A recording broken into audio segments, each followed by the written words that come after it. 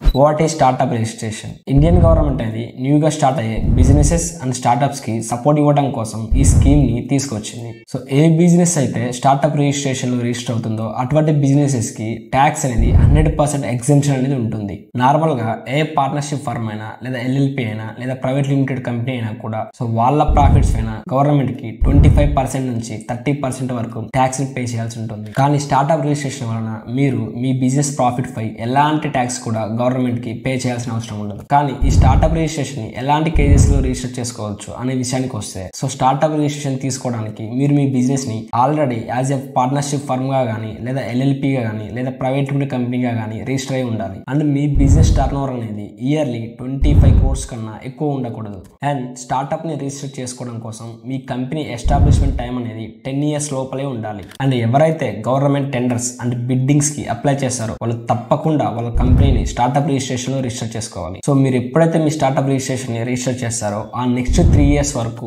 మీరు మీ ట్యాక్స్ ని 100% ఎగ్జెంప్ట్ చేసుకోవచ్చు.